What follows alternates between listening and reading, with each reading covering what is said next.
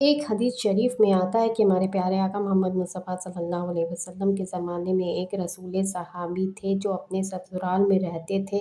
میاں بیوی اوپر رہتے تھے اور جوزا کے والدین نیچے رہتے تھے۔ ایک مرتبہ ان صحابی نے اپنی جوزا سے کہا کہ میں تجارت کے کام سے باہر جا رہا ہوں، جب تک کہ میں تجارت سے واپس نہ آ جاؤں تم اسی کمرے میں رہنا تاکہ والدین سے ملنے بھی مت جانا۔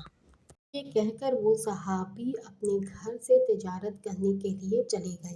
ایک دن جوزا کو کسی نے آ کر بتایا کہ تمہارے والد کی طبیعت خراب ہے، چل کر مل لو۔ ان رسول صحابیہ نے حضور پاک کے پاس ایک شخص کو بھیج کر پوچھا کہ یا رسول اللہ، میرے خاوند نے مجھے اس کمرے سے نکلنے کے لیے منع کیا ہے، لیکن کیا پھر بھی میں اپنے والد کی عیادت کرنے کے لیے جا سکتی ہوں؟ اس پر ہمارے پیارے آقا محمد مصطفیٰ صلی اللہ علیہ وسلم نے فرمایا کہ ابھی تمہارے لیے بہترین عمل یہی ہے کہ تم اپنے شوہر کی فرمانبرداری کرو۔ وہ بھی کیا رسول صحابیہ تھیں، وہ بھی اللہ کے نام پر صبر کر کے بیٹھ گئیں۔ کچھ دنوں کے بعد لوگوں نے آ کے آپ کو بتایا کہ آپ کے والد کی حالت نازک ہے، آ کر مل لیں۔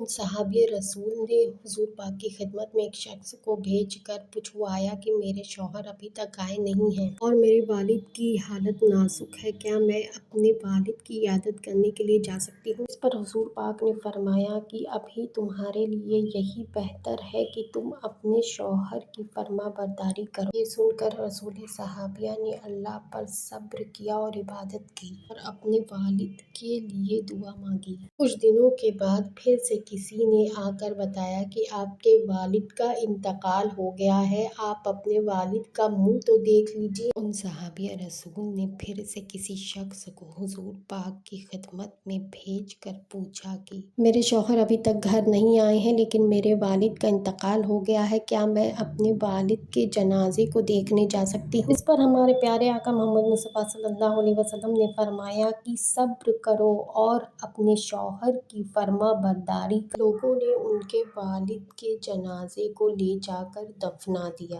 والد کے انتقال کے صدمے سے آپ عبادت کرتے کرتے روتے ہوئے بے ہوش ہو گئیں۔ خواب میں کیا دیکھتی ہیں کہ والد ایک بہت ہی خوبصورت سے باغ میں جنتی تاج اور جنتی لباس پہن کر جنتی تخت پر بیٹھے ہوئے۔ صحابیہ نے پوچھا کہ بابا، آپ نے ایسا کون سا عمل کیا جس سے اللہ رب العزت نے آپ کو ایسا مرتبہ دیا؟